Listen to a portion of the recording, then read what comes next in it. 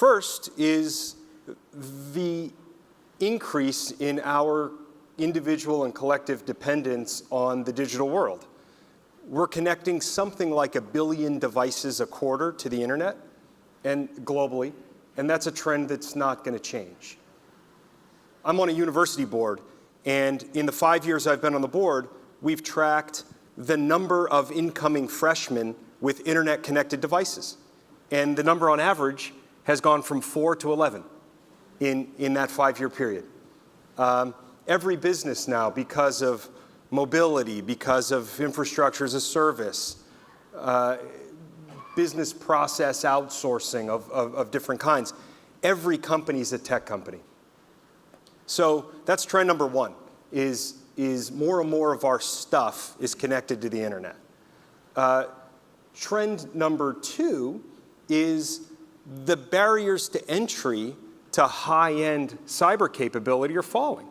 And some of that is advances in computing, but some of it is because these nation-state capabilities are getting dumped in the wild.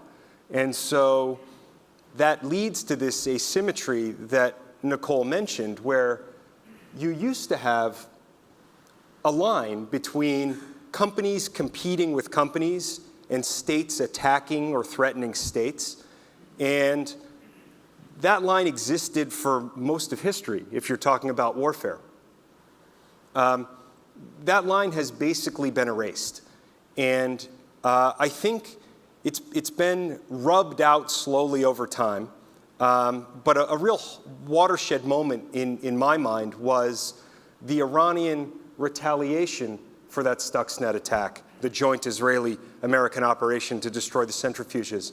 In response to that attack, Iranian state-linked actors launched a DDoS attack on American banks, or a series of them.